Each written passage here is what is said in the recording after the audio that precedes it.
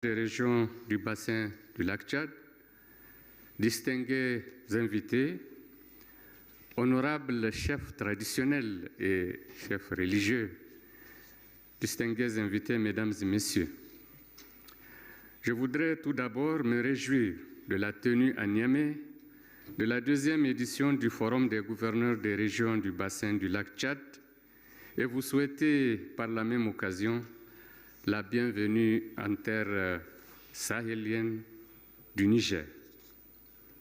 Je voudrais aussi vous transmettre les salutations fraternelles du président de la République, chef de l'État, son Excellence Issoufou Mahamadou, et ses vœux de plein succès aux travaux de votre forum, qui est la traduction de la volonté commune des États riverains du bassin du lac Tchad de renforcer la coopération régionale et l'harmonisation des mesures requises pour faire face aux menaces terroristes et sécuritaires.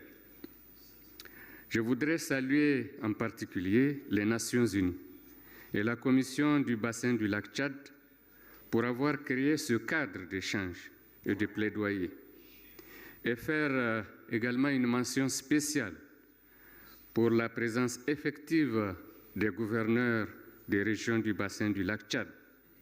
Car qui mieux que ces autorités pour mener des actions de proximité en direction des populations pour consolider la paix et la sécurité et prévenir les risques sécuritaires qui plombent le développement socio-économique de nos pays.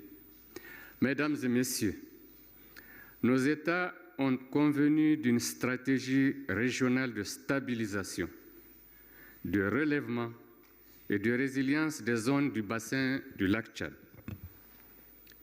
L'objectif de cette stratégie est d'intensifier les efforts de coopération et d'en assurer une appropriation régionale afin de résoudre la crise sécuritaire à travers le dialogue et les échanges transfrontaliers en appuyant les initiatives nationales, régionales et multilatérales en cours pour la stabilisation du bassin du lac Tchad. Le premier forum des gouverneurs, faut-il le rappeler, a constitué un tournant décisif car pour la toute première fois, les gouverneurs des régions du bassin du lac Tchad ont échangé sur les défis communs et les mesures politiques requises pour les relever. Le présent forum, qui s'inscrit dans la droite ligne du premier, a pour objectif de poursuivre les échanges entamés lors de ces premières assises de l'année dernière, tout en renforçant la coopération régionale et la coordination des efforts dans le cadre de la mise en œuvre de la stratégie régionale portée par la Commission du bassin du lac Tchad. Je me réjouis des réponses que les gouvernements des 4 pays du bassin du lac Tchad, à savoir du Cameroun, du Nigeria, du Tchad et du Niger, ont apporté à la crise sécuritaire qui a été imposée à notre sous-région, tant au niveau national qu'au plan sous-régional. Je voudrais rappeler à titre illustratif qu'au Nigeria, le plan Buhari 2016 constitue le cadre global d'intervention dans le nord-est du pays. L'opération Lahia Dole a enregistré des progrès militaires considérables face à la nébuleuse Boko Haram. La mise en place de l'opération Safe Corridor permet de fournir un soutien à la réhabilitation et à la réintégration des personnes associées à Boko Haram, présentant un risque mineur.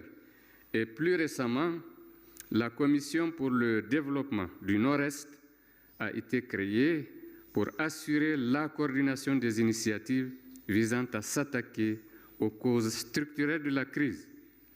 Le Cameroun, quant à lui, a déployé des militaires, des soldats, dans le cadre des opérations Alpha, Émergence 4, et d'opérations conjointes avec les pays voisins dans le but de neutraliser les menaces sécuritaires qui pèsent de plus en plus dans la région de l'extrême nord. En 2016, le Tchad a entamé une opération et une collaboration étroite avec ses pays voisins, notamment par le déploiement de 2000 soldats au Niger pour soutenir les efforts de lutte contre l'insurrection dans la région de Difa. Au Niger, conscient de ce que les actions sécuritaires devraient s'accompagner des solutions de développement, le gouvernement a créé en 2016 des sites de démobilisation et a adopté un cadre intégré spécial pour la sécurité et la stabilisation, dénommé Projet de stratégie de sortie de crise du terrorisme dans la région de Difa. Cette initiative s'inscrit dans la stratégie plus globale pour la sécurité et le développement dans les régions sahélo-sahariennes du Niger et constitue un cadre d'intervention devant permettre au gouvernement de renforcer la stabilisation de la région du Difa et d'asseoir les bases du nexus humanitaire développement-paix. Outre ces efforts menés au niveau national, les 4 pays du bassin du lac Tchad ainsi que la République du Bénin ont renforcé leur coopération militaire sous les auspices de la force multinationale mixte mandatée par l'Union africaine. Cette force, dont le mandat a été élargi en 2015 dans l'optique de renforcer son efficacité, a joué un rôle essentiel dans la réponse militaire et le renforcement de la collaboration transfrontalière entre les pays touchés par les actions de Boko Haram. Mesdames et Messieurs, produite sous les auspices de la Commission du bassin de lac Tchad, avec le soutien de l'Union africaine et du Programme des Nations unies pour le développement, la stratégie régionale de stabilisation, de relèvement et de résilience des zones du bassin du lac Tchad affectées par les actions criminelles du groupe terroriste Boko Haram a été approuvée par les États membres de la Commission le 30 août 2018 et entérinée par le Conseil de paix et de sécurité de l'Union africaine le 5 décembre 2018.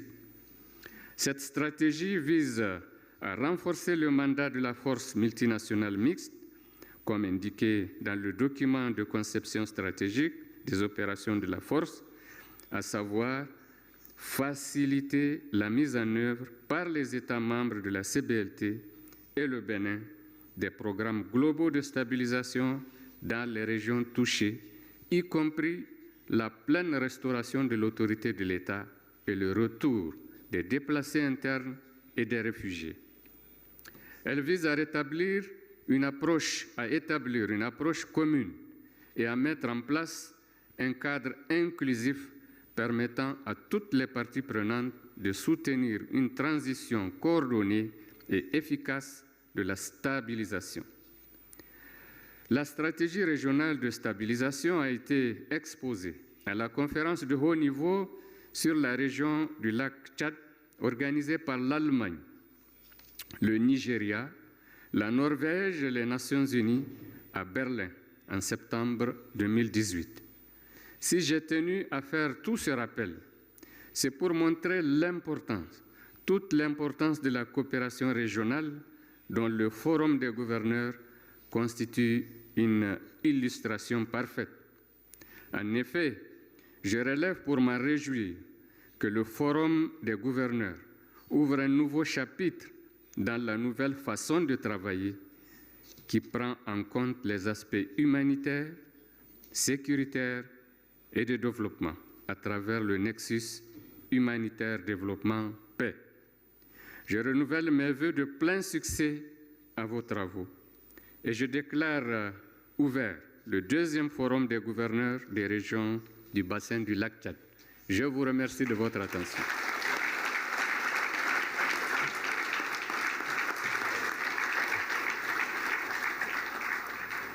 Mesdames, encore, sous vos applaudissements, tous nos intervenants, merci beaucoup. Et ceci nous amène au terme de la cérémonie officielle d'ouverture de la 2e édition du Forum des gouverneurs.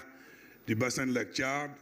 Je voudrais inviter, Monsieur le Premier ministre, les gouverneurs et les intervenants à la photo de famille qui aura lieu dans les couloirs et nous aurons 30 minutes de pause avant de reprendre nos travaux. I'd like to invite the governors and the speakers and the Prime Minister for the VIP picture just outside to close our session. Thank you very much. We have a 30-minute coffee break. We'll be right back.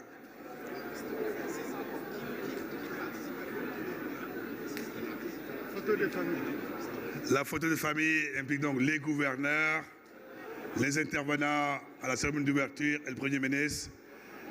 The family picture involves all the governors, the speakers, and the Prime Minister outside, please. Thank you. Merci beaucoup. Thank you very much. What did you say? We should go down and... No, the picture is right there, outside to your right. Je voulais inviter les gouverneurs à rejoindre le Premier ministre pour la photo de famille. The governors can join the Prime Minister for the family picture. Thank you.